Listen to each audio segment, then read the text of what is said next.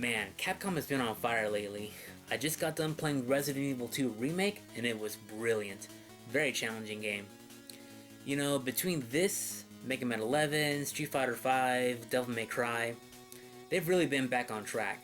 There was a period there in the mid to late 2000s where they had a lot of cancellations and a lot of games that people really weren't too fond of. Back in the 80s and 90s though, they could do no wrong. Almost. They had classics like DuckTales, Bionic Commando, Strider, and of course, my personal favorite, Mega Man. Capcom's legacy speaks for itself. Now, considering all the videos and streams that I've done, and the fact that he's one of my mains in Smash Brothers, it ain't exactly breaking news that he's one of my favorite series. I've been a fan of Mega Man for a good while now. I first saw my older cousin play one of the NES games on an emulator, and I was hooked. Then I got the Anniversary Collection on GameCube, which was a bit awkward playing with the control stick and the jump and shoot buttons being reversed. But it was still better than playing on a keyboard though. Either way, I played these games to death. Then one day, I saw an old Game Boy game which read Mega Man 3 for sale at a GameStop, with the label all scratched and torn up, but I could still barely make out the title. I bought it and I took it home and popped it into my SP, and I had a lot of fun with it, as challenging as it was though. It was the same Mega Man action that I loved, but now it was portable and I could take it anywhere, and it was almost like a remix version of the console games, and so I tracked down the rest of the Game Boy games. And I think most people are familiar with the Classic series, or the X series, or maybe even the Legend series, but I think less well known is the original Game Boy series, or the Rockman World series as it is known as in Japan. And today, we're going to look at the first game in that series, Mega Man Dr. Wily's Revenge. Mega Man Dr. Wily's Revenge takes place between Mega Mans 2 and 3. Dr. Wily, for whatever reason, gets the brilliant idea to resurrect 8 of Mega Man's old adversaries to attack the Blue Bomber. First off, why not just make 8 new Robot Masters if it didn't work out the first time? Unlike the console Mega Mans though, instead of having the option to fight all 8 Robot Masters at the beginning, you only get 4. Because Game Boy. First, you fight 4 of the 6 Robot Masters from Mega Man 1, with Bomb Man and Guts Man getting the short end of the stick. The controls are essentially the same as the console versions. You'll be running, jumping, and shooting your way through 6 stages, and it's the classic side-scrolling 8-bit action that you know and love, except now you can play it on a road trip or while taking a dump. But for the love of God, please don't drop it in the toilet like I did. Just trust me on this one. There's no Slide or Mega Buster here, so it plays like the first 2 NES games.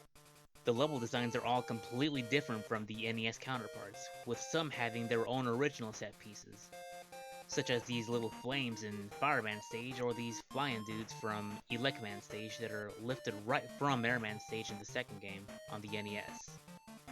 Maybe it's because I haven't played them quite as much as the NES games, but these stages are no joke.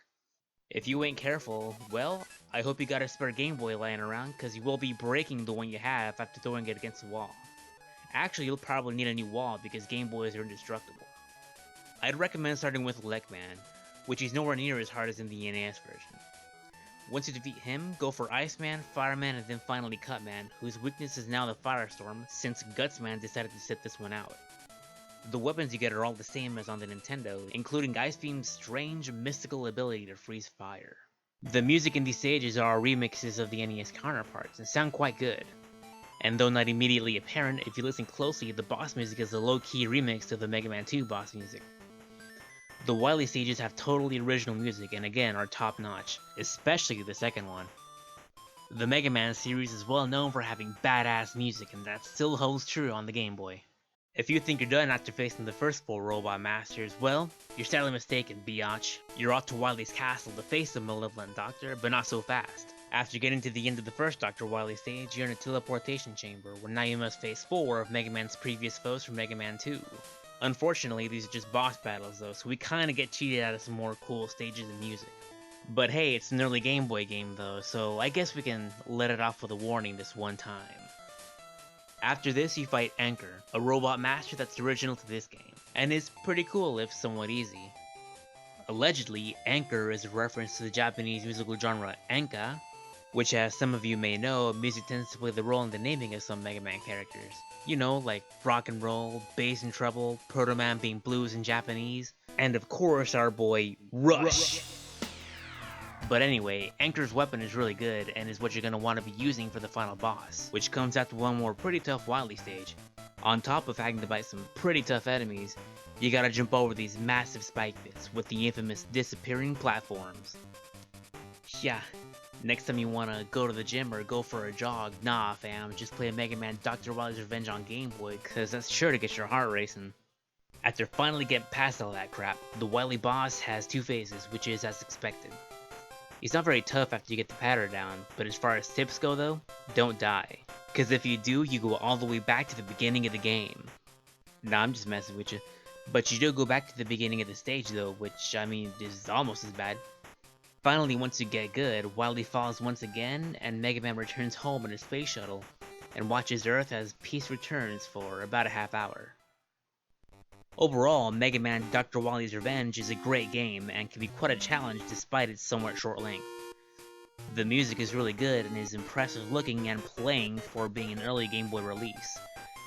It's not very expensive if you want to pick up the physical copy at a store or convention, and is also available on the Nintendo eShop. If you're a casual fan of Mega Man or old school action platformers in general, you gotta check out Mega Man Dr. Wily's Revenge. And that, ladies and gentlemen, was Mega Man Dr. Wily's Revenge. Want to thank you guys for watching, you guys take care, and I'll see you next time.